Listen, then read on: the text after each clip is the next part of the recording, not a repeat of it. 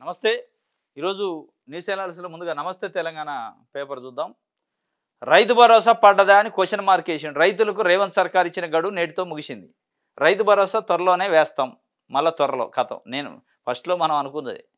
జనవరి 26 రోజు republic day సందర్భంగా 600 మండలాల్లో 600 మండలానికి ఒక గ్రామాన్ని పైలట్‌గా తీసుకున్నారు.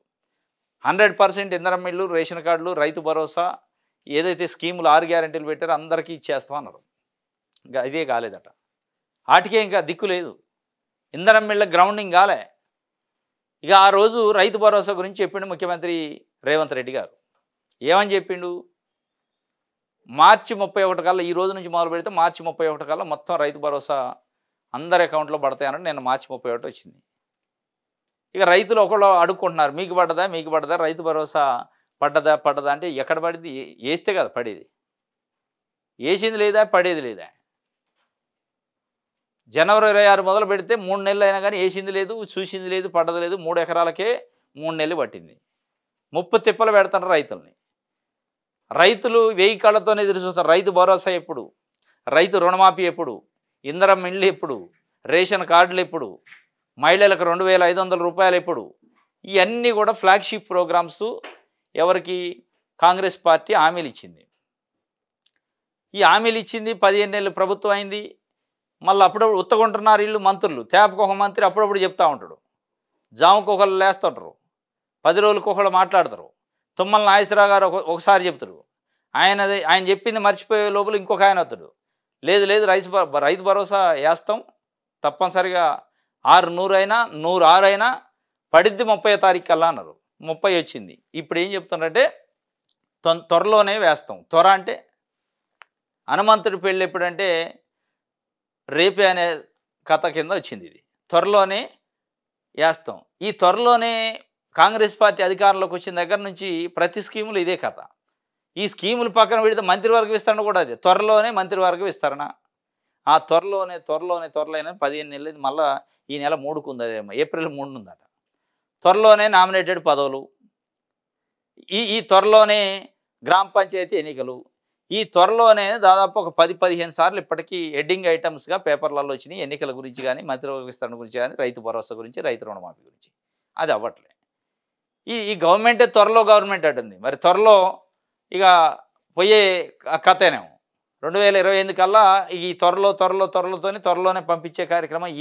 ఎంత పట్టుదలతోని, ఎంత కమిట్మెంట్తోని, ఎంత సంతోషంతోని, ఎంత ఇష్టంతోని కాంగ్రెస్ పార్టీకి ఓటేసి ప్రజలు గెలిపిస్తున్నారో అంత కష్టపెడతారు ప్రజల్ని. దాని డౌట్ లేదు. ఇలా రైతులు అది మాట్లాడుకుంటున్నారు. కాబట్టి రైతు భరోసా పడ్డదా అంటే పడదు, వేయలేదు కాబట్టి పడదు. మార్చి 31 నాటికి రైతులందరికీ ఇస్తామన్న ముఖ్యమంత్రి రేవంత్ మాటపై నిలబడతారా, చెయ్యి ఇస్తారా? అయిపోయా, ఇంకే చెయ్యి ఇచ్చేది అయిపోయా. మార్చి 31 వచ్చా. ఇప్పటి వరకు 4 ఎకరాలకే జమ, మిగిలిన రైతులకు భరోసా అందేనా? ఇక అందిద్ది కానీ ఎప్పుడు అందిద్దో తెలియదు. హుజూర్ నగర్లో సీఎం రేవంత్ ఏం చెప్పిందంటే త్వరలో రైతు భరోసా వేస్తాం అన్నాడు. మార్చి 31లో 90% పూర్తి చేస్తాం. వ్యవసాయ శాఖ మంత్రి తుమ్మల నాయ మార్చి 31 ఇప్పుడు ఇవ్వాలనే అయిపోయా. ఇంకెక్కడిది? 90% రేపే పూర్తి చేస్తాం అంటలే ఆయన. మార్చి 31 అంటే ఏ మార్చి 31? 2026 మార్చి 31 ఏమో. ఇప్పుడు నిన్న ప్రోగ్రాం పెట్టారు. నిన్న మాట్లాడినప్పుడు ఏం చెప్పాలి? నిజంగానే రేపు మార్చి 31 అనేది చెప్పాలి. రేపటికల్లా 90% మంది పూర్తి అయిద్ది అంటలే ఆయన. మార్చి 31 నాటికి 90% పూర్తి అవుతా అన్నాడు. మరి ఈ మార్చి 31, ఆ మార్చి 31, అసలు ఏ మార్చి 31 చెప్పలే ఆయన. ఇది నాట్లపడాలని చేసి ఆయన నాట్లపడం అందేదట ఇదివరకు కేసీఆర్ ఉన్నప్పుడు. ఏది? రైతు భరోసా, రైతు బంధు. ఇప్పుడు కోతలైనా కానీ అందే పరిస్థితి లేదు. కాంగ్రెస్ పార్టీ దోకా చేసింది అని చెప్పేది ఇక్కడ స్పష్టంగా అర్థమవుతుంది. పింఛన్ బాంఛన్ ఆసరా పెన్షన్ల పంపిణీలో జాప్యం. ప్రతి నెల గత నెల పెన్షన్ పంపిణీ లబ్ధిదారులకు తప్పని ఎదురుచూపులు. మార్చి ముగుస్తున్న అందని సొమ్ము. ఇప్పటికీ 2 నెలల పింఛన్ ఎగవేత. ఇబ్బందుల్లో పండుటాకులు, దివ్యాంగులు. పింఛను బాంఛన్ అనే పరిస్థితికి వచ్చింది. ఇప్పుడు ఆసరా పెన్షన్ల పంపిణీలో జాప్యం అట. ఇప్పుడు ఇది ఏప్రిల్ వస్తుంది కదా, ఏప్రిల్కి ఫిబ్రవరిదో మార్చిదో ఇస్తారు. మళ్ళా తర్వాత మేలో ఏమి ఇస్తారు? మార్చిదో ఏప్రిల్దో ఇస్తారు.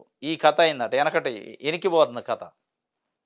కొత్త పెన్షన్లు ఇచ్చుడు దేవుడు ఎరుగు. ఉన్న పెన్షన్లు సక్రంగా ఇస్తే బాగానే పరిస్థితికి వచ్చింది. పెన్షన్లో 4000 పెంచుతారండి. ఉన్న 2000 చక్కగా ఇస్తే చాలనే పరిస్థితికి వాళ్ళంతా వాళ్ళే వచ్చారు ఇవాళ పెన్షనర్స్.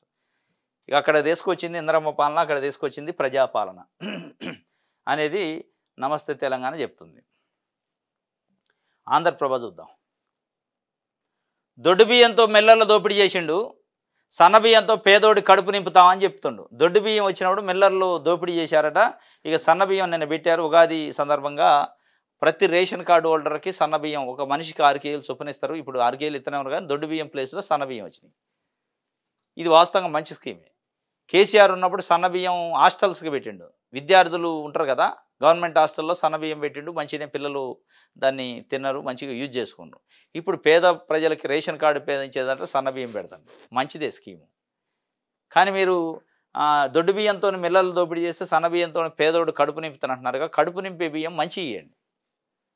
ముక్క పట్టిన బియ్యం, ముక్క పురుగులు పట్టిన బియ్యం, మొత్తం తుట్టెలు పట్టిన బియ్యం, లేతే అందులో పౌడర్ ఉన్న బియ్యం, పందులు కుక్కలు కూడా తినే బియ్యం ఇయ్యొద్దు. ఇచ్చారు మొన్నటిదాకా. ఇస్తే వాళ్ళేం చేసేది? అసలు దాన్ని ఓపెన్ కూడా చేయకపోయేది. చాలామంది అయితే అక్కడ నుంచి బస్తాలో కట్టుకొచ్చారంటే తీసుకుపోయి వాళ్ళు ఉంటారు, బ్రోకర్లు ఉంటారు, దళారులు, వాళ్ళకి అమ్మేది. ఈడ ఫ్రీగానో రూపాయికి వచ్చేది దాన్ని 10కో 5కో 8కో ఏదో అమ్మేది. ఏం చేస్తారు మరి? అనివార్యం. దాన్ని తీసుకుపోయి ఇంట్లో పెట్టాలంటే ప్లేస్ కావాలా. మళ్ళీ ఈ మొక్క పురుగు వాడుకునే బియ్యానికి పడతాయి. ఎందుకంటే దీంట్లో ఉన్నాయి దాంట్లోకి వస్తాయి. కాబట్టి ఎవరు కూడా ఆ రేషన్ షాప్ ముందే అమ్మిన వాళ్ళు కూడా ఉన్నారు చాలామంది. అంటే ఇష్టం ఉండి అమ్మట్ల, కష్టంగా, తప్పనిసరి పరిస్థితి. మా మా బాధ పట్టించుకుంటాడు వాడు ఎందుకు ఇస్తుండో మేము ఎందుకు తీసుకుంటామో తెలియని పరిస్థితుల్లో ప్రజలు ఉన్నారు పాపం.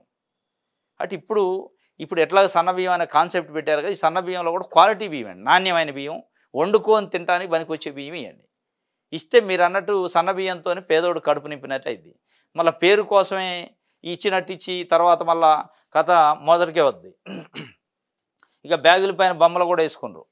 నిన్న బ్యాగులు ఇచ్చారు, రైస్ బ్యాగులు. దానిపైన ఒకవైపు రేవంత్ రెడ్డి గారిది, ఇంకొక వైపు బట్టి గారిది బొమ్మ, కింద మళ్ళీ ఉత్తమ్ కుమార్ రెడ్డి గారి బొమ్మ. బొమ్మలు వేసుకొని మళ్ళీ అసలే అప్పులు అయినాయి అంటారు. ఈ బొమ్మలు ఎందుకు? ఉట్టికి బియ్యం ఇస్తే వాళ్ళే సంచి తెచ్చుకుంటారుగా, సంచిలో పోసుకొని ఎట్లా పోతారు. మళ్ళీ ఈ బ్యాగుల మీద బొమ్మలు ముద్రించి దానికి ఒక ఖర్చు దండ కాదు. ఇది వేశారు. 10 ఏళ్ల పాటు పేదలకు పట్టడం పెట్టిన సన్నాసి పాలకుడు కేసీఆర్ ఓట్లు సీట్ల మీద దేశ తప్ప పేదల మీద లేని దుర్మార్గులు. ఇక సన్నబియ్యం పథకాన్ని అధికారంలో ఎవరున్నా మార్చలేరు. కాళ్లల్లో కట్టె పెడితే కళ్ళల్లో కారం కొట్టండి. 1,00,000 కోట్ల జన సొమ్మును దిగమింగిన వాళ్లకు ఉరేసిన పాపం లేదు. కాళేశ్వరం కూలిన 1,54,00,000 మెట్రిక్ టన్నుల ధాన్యం పండించాము. కోల్లేదుగా కాళేశ్వరం ఆడ కూలింది, కుంగింది. కోలటం వేరు, కుంగటం వేరు. మొత్తం కొట్టపోయినట్టు చెబుతుండే ముఖ్యమంత్రి. అయితే కాళేశ్వరం జస్ట్ ఒక దగ్గర 2 దగ్గర కుంగింది కానీ మొత్తం కూలిపోయిందట. కూలిపోయినా కానీ 1,54,000 మెట్రిక్ టన్నులు 1,54,00,000 మెట్రిక్ టన్నులు ధాన్యం పండించడం అంటుండు. దొడ్డు బియ్యంతో 10,000 కోట్ల దోపిడీ చేశారు. భూమి కోసం, బిత్తి కోసం, విముక్తి కోసం పోరాడిన గడ్డ ఇది. సన్నబియ్యం పథకం ప్రారంభోత్సవంలో ముఖ్యమంత్రి రేవంత్ రెడ్డి గారు చెప్పిండు. గవర్నర్తో సీఎం భేటీ ఏంటంటే నిన్న 3న కేబినెట్ విస్తరణ, 6 బెర్తులు ఖాళీ. కానీ 4 బెర్తులకు భర్తీకి నిర్ణయం తీసుకున్నట. హైకమాండ్ సిగ్నల్తో జోరుగా ప్రచారం అయిపోయింది. నేను ముఖ్యమంత్రి గారు పోయి గవర్నర్ కూడా కలిసిండు. మొత్తం 6 ఖాళీ ఉన్నాయి, 4 భర్తీ చేసుకుంటాం, టైం ఇవ్వండి అన్నాడట. 3వ తారీఖు భర్తీకి ఉన్నట్టుంది. గవర్నర్కి చెప్పి వచ్చిండడు చెవిలో. ఆ నుంచి 2వ తారీఖు సాయంత్రం రేవంత్ రెడ్డి గారికి లిస్ట్ వస్తుంది ఢిల్లీ నుంచి, మెసేజ్ పెడతారే మొబైల్లో. ఇక ఆ లిస్టుని మళ్ళీ గవర్నర్ గారు పంపిస్తే ఆయన ఏర్పాటు చేసుకొని వెంటనే ఇక ప్రమాణ స్వీకారం చేస్తారు. దాని తర్వాత టపాసులు వెళ్తాయా మరి సప్పగా ఉంటుందా చూడాలి. ఇక మనకి అది అయితే కానీ తెలిసిద్ది. సరే, ఇది ఒక వార్త. ఆంధ్రజ్యోతి చూద్దాం. పేదలకి ఒక పండగేనట. 3 కోట్ల మందికి ఉచితంగా సన్నబియ్యం చరిత్రలో శిలాశాసనంగా నిలిచిపోయే పథకం మంచిదే కానీ పండగ అంటే అది మరీ ఎబెట్టుకుంది. ఉట్టి బియ్యం ఇచ్చి పండగ అంటే ఏడైంది? నువ్వు ఇచ్చేది 6 కేజీలు బియ్యం ఒక మనిషికి. 6 కేజీలు మనిషికి నెల సరిపోతే సరిపోవు. ఇక పండగ ఎట్టయితే? పండగ కావాలంటే చాలా విషయాలు ఉన్నాయి. రైతు పండించిన పంట గిట్టుబాటు ధర ఉండాలి. ఇవాళ మిర్చి రైతు 8,000కి ఆడ పారబోసిపోవాల్సిన పరిస్థితి వచ్చింది మార్కెట్లో. టమాటా రైతు పారబోసిపోవాల్సిన పరిస్థితి వచ్చింది. పత్తి రైతుకి విలువ లేదు పండించిన పంటకి. అది చేయాలి కానీ నువ్వు పండగ అంటే ఉట్టి బియ్యం ఇస్తే పండగ అయిద్దా?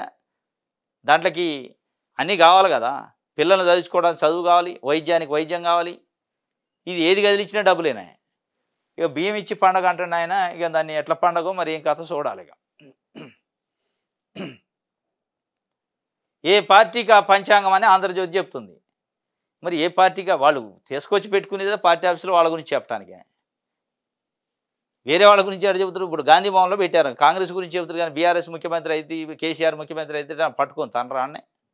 ఇప్పుడు తెలంగాణ భవన్లో పంచాంగం పెట్టిండు అనుకో, కేసీఆర్ వీరుడు సూర్యుడు, కేటీఆర్ వీరుడు సూర్యుడు అంటారు. కానీ రేవంత్ రెడ్డి నెంబర్ 1, రాహుల్ గాంధీ నెంబర్ 1 అంటే బట్టలు ఉడదీతారు ఆనే. ఊకుంటారు. వాళ్ళు పట్టుకొచ్చి డబ్బులు ఇచ్చి కూర్చోబెట్టేది అందుకే చెప్పుకోవడానికే. కొన్ని కామన్‌గా ఉండేవి కామన్‌గా చెబుతారు. పార్టీ పరంగా పొలిటికల్‌గా చెప్పాల్సి వచ్చినప్పుడు ఎవరు పిలిచారో వాళ్ళ గురించే చెబుతారు.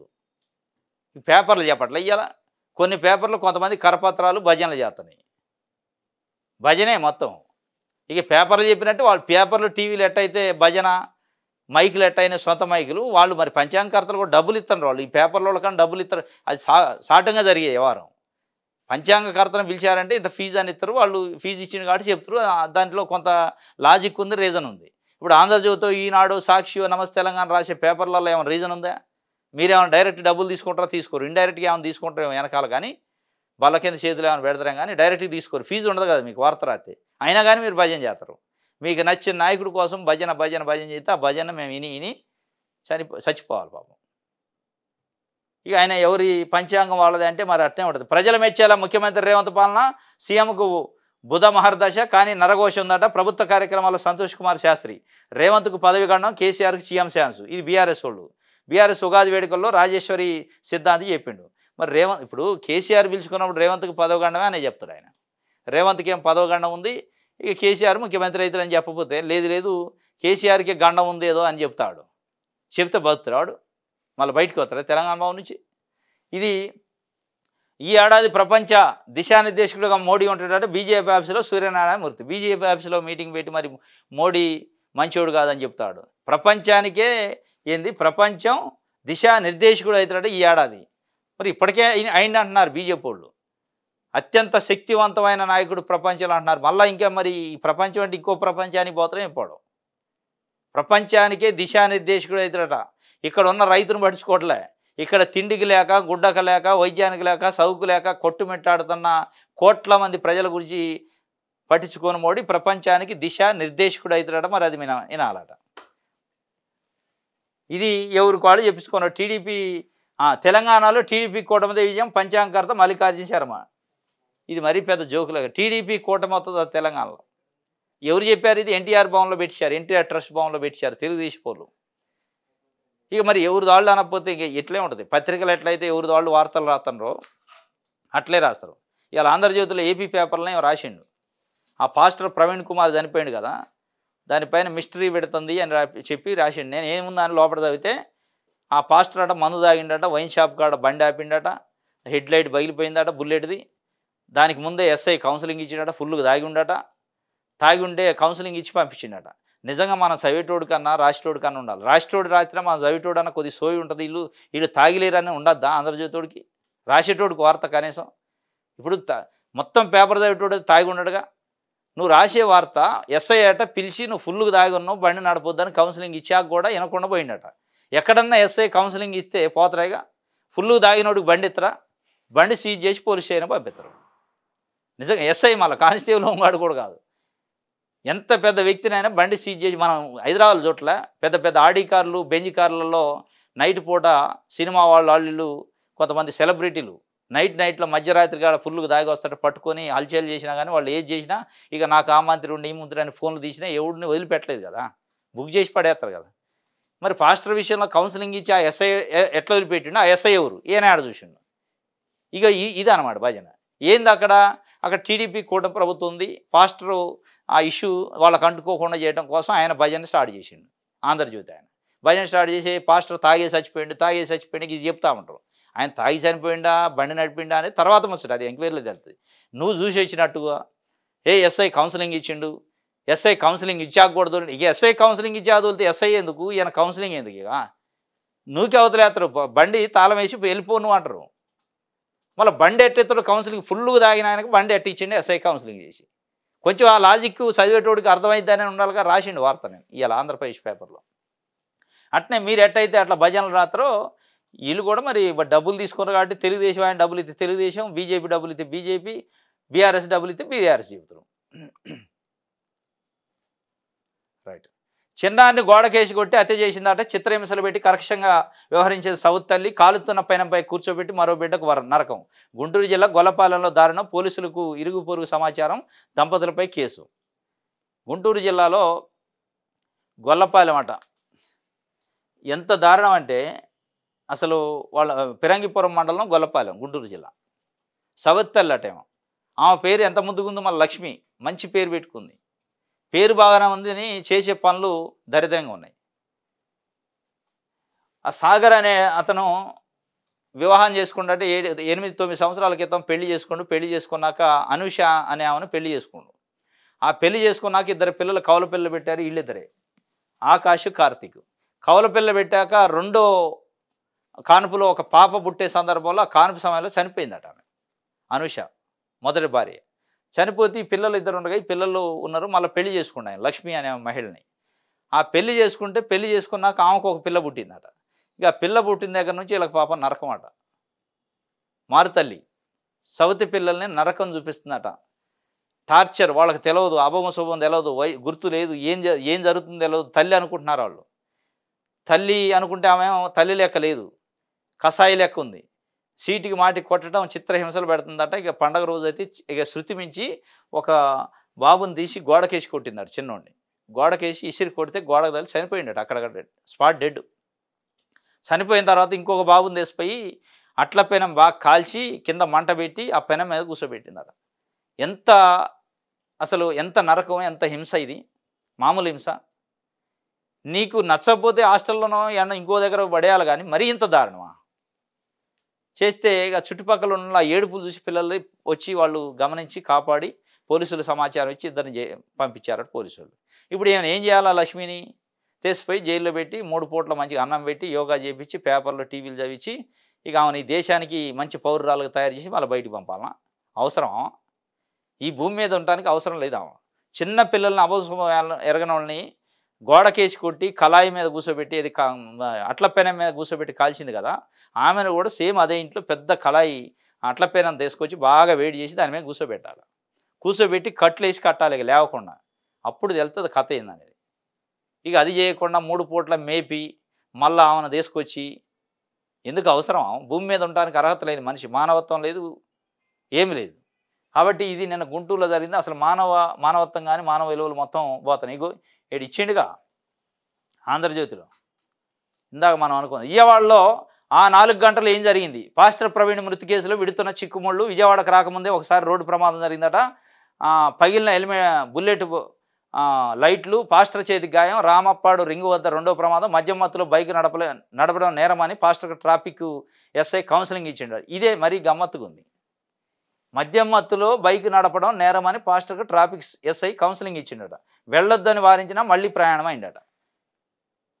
మద్యం మత్తులో పాస్టరు నిజంగానే నడిపిండు అనుకో, వెళ్ళొద్దని వారిస్తే ఎస్ఐని కాదని పోతాడు ఎవడన్నా? అంత దాగి ఉన్నాడు ఎస్ఐని కాదని ఎస్ఐ బండి లాకేస్తాడు. మనం చూడలేదా? ఇది మరీ అబద్ధం. మద్యం మత్తులో అంట బైక్ నడపడం నేరమని చెప్పిండట. మరి నేరమని చెప్పినోడు మళ్ళీ ఎట్ట వదిలినోడు కూడా నేరమే. ఇప్పుడు నిజంగా ఎస్ఐ ఎవరో చెప్పట్లే. ఆ ఎస్ఐ నిజంగానే అట్లా ఏ ఎస్ఐ కానీ ఏ పోలీసులు అంత ఫుల్గా దాగి ఉంటాడు బండి వేయరు. నేరం అని తెలిసాక నేరమే కానీ నువ్వు పో అంటాడు ఎవడన్నా? ఇది తప్పు. అది ఏం జరిగిందో కానీ డైవర్షన్ చేయడానికి ఏదో ప్రయత్నం చేస్తారంటే అనిపిస్తుంది. సరే ఆ పాస్టర్ ఎవరు ఏం కాదు తర్వాత సంగతి, కానీ ఆ ఇన్వెస్టిగేషన్ వెళ్తే కానీ కనీసం మన వార్త రాసేటప్పుడు కనీసం దీంట్లో లాజిక్ ఉండాలి కదా. గోదావరిలో మద్యం చేశాక ఉన్నాడట, ఆ ఫోటోలన్నీ వేసిండు. రైట్.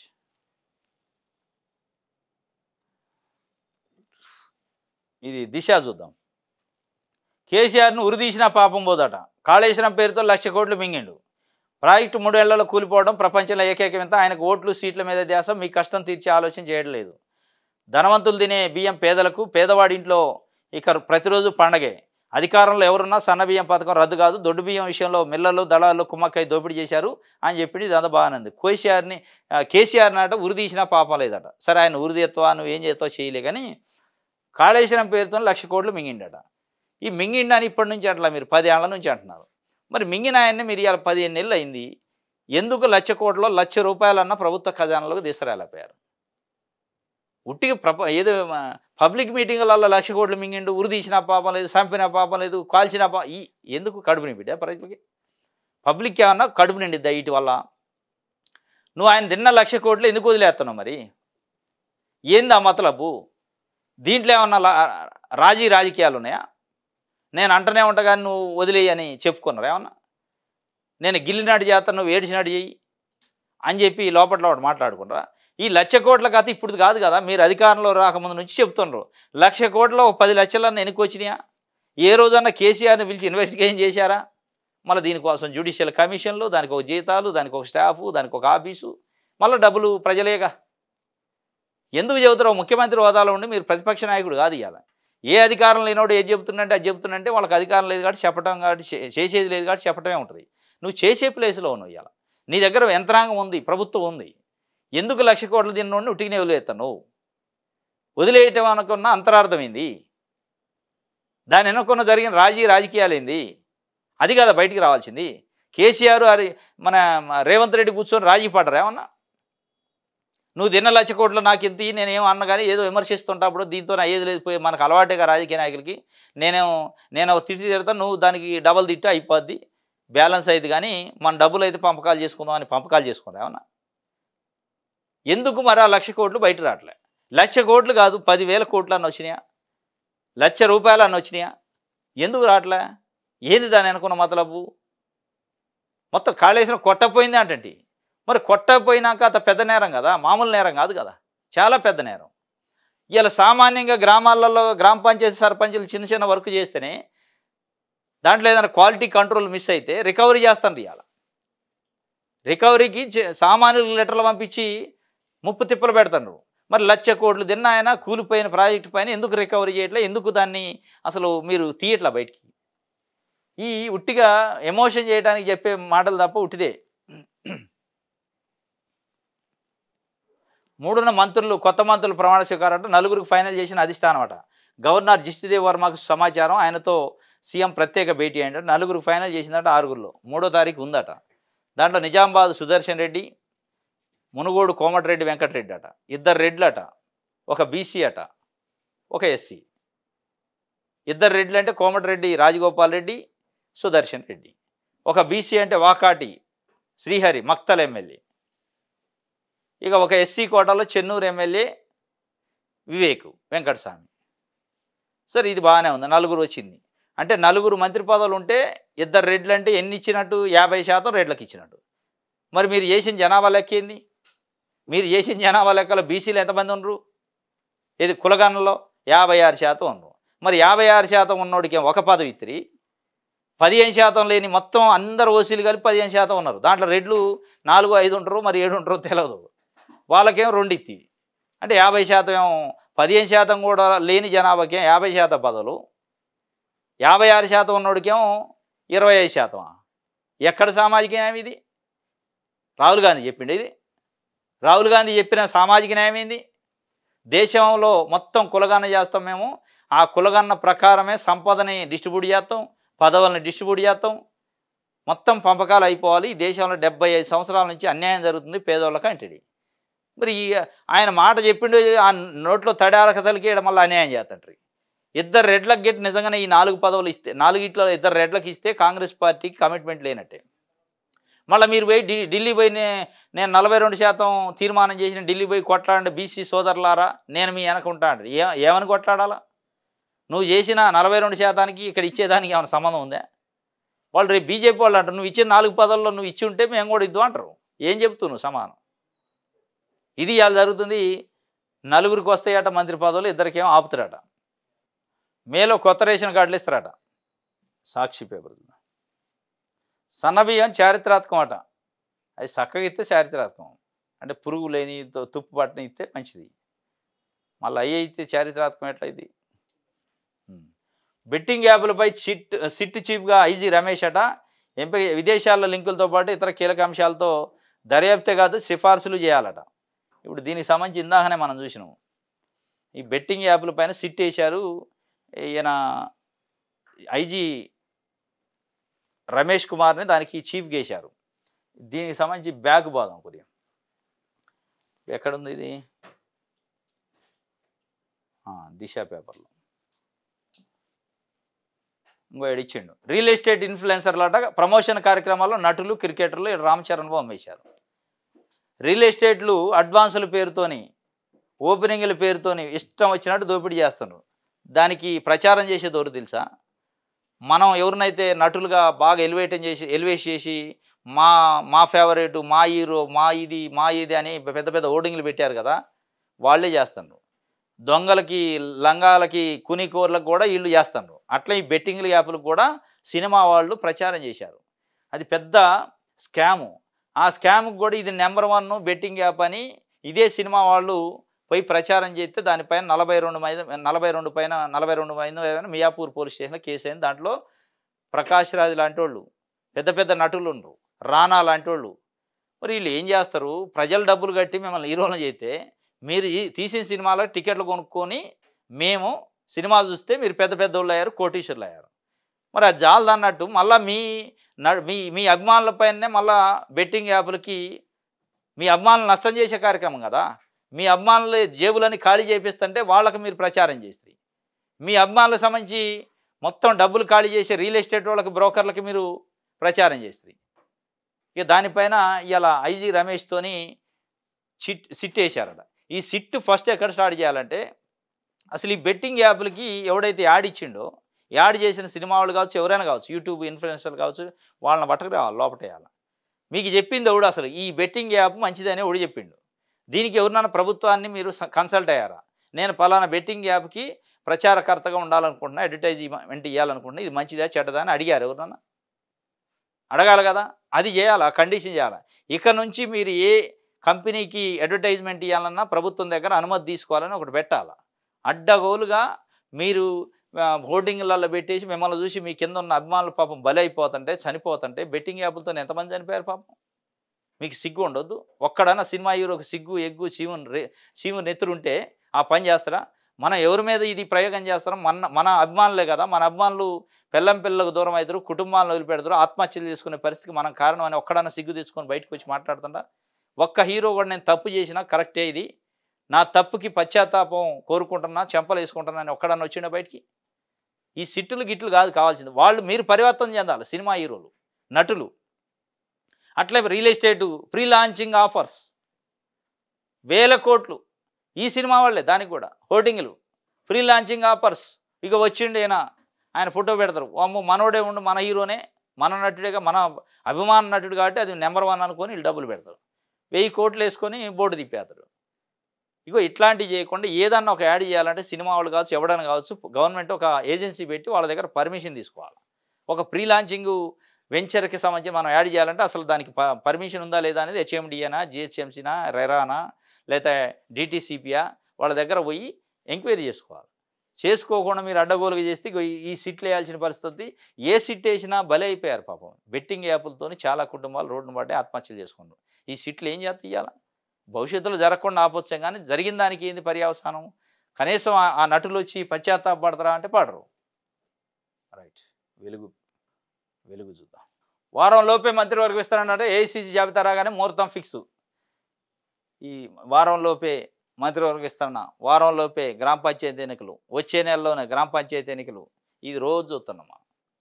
మరి నిన్ననేమో గవర్నర్ కలిసిండు, 3వ తారీఖు 2 లేదా 3 అని ముహూర్తం ఫిక్స్ అయిందనేమో కొన్ని పేపర్లు రాసినాయి. వెలుగు పేపర్ అయితే వారం అన్నది. మరి వారం అంటే మళ్ళా 3వ తారీఖు దాటిపోతుంది. అది నిజంగా ఉంటుందా? ఉండదా? చెరువులో మునిగారట, 4 పిల్లలు పాపం మృతి చెందారు. తల్లి కూడా పోయిందట పాపం. 3 పిల్లలు, తల్లి. బట్టలు ఉతికడానికి పోయిందట చెరువుకి. స్నానం చేస్తానని పిల్లల్ని వదిలేసిందట. స్నానం చేసుకుంటూ అందులో మునిగారట. పిల్లల్ని కాపాడే ప్రయత్నంలో తల్లి కూడా నీళ్ళలో కొట్టకపోయింది. కామారెడ్డి జిల్లాలో పండగ పూట విషాదమైంది పాపం.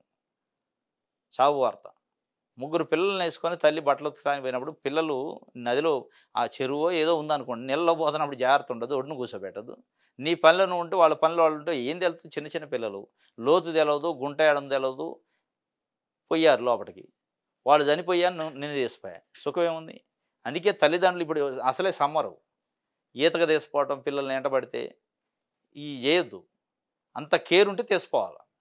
జాగ్రత్త పడతాం మనం అనుకుంటే. మనం ఏదో పని చేసుకుంటా, మనం కొంతమంది ట్రాక్టర్లు కడుక్కుంటా, కొంతమంది గేదెలు కడుక్కుంటా పిల్లల్ని వదిలేస్తారు. వదిలేస్తే వాళ్ళు పోయి మునుగుతారు. మళ్ళీ మునిగినోడిని కాపాడటానికి పోయి వీళ్ళు చనిపోయే పరిస్థితి నిన్న కామారెడ్డి జిల్లాలో జరిగింది. 4 చనిపోయారు పాపం, చిన్న చిన్న పిల్లలు. మొత్తం తల్లి, పిల్లలు చనిపోయారు. ఈనాడు చూద్దాం. సన్నబియ్యం పథకం శాశ్వతంగా ఉంటుందట. ఎవరు అధికారంలోకి వచ్చినా రద్దు చేసే ధైర్యం చేయరు. ముందు నువ్వు ఉన్నన్ని రోజులు నడిపి తర్వాత రద్దు గురించి ఇప్పుడు పెట్టక తల్లిగా రద్దు గురించి ఆలోచిస్తండి. నిన్ననే ఓపెన్ అయ్యా మళ్ళీ రద్దు రద్దు అని ఎందుకంటారు మీరు? రద్దే చేయరంటండి. అసలు ముందు అది సక్సెస్‌ఫుల్ గాని, ముందు పేదోళ్ళకి సన్నబియ్యం రాని, అయి తిని దాంట్లో మొక్క పురుగులు లేకుండా అంత సక్సెస్‌ఫుల్ అయితే జనమే రోడ్ల మీదకి పోతారు నిజంగానే తొలగిస్తే. ఇప్పుడే మీరు తొలగించే దాని గురించి మీరెందుకు మాట్లాడతారు? ఇది ఈనాడుకి సంబంధించి. ఇది ఈరోజు న్యూస్ అనాలిసిస్. రేపు తాజా వార్తలతోని తిరిగి కలుసుకుందాం. Thank you.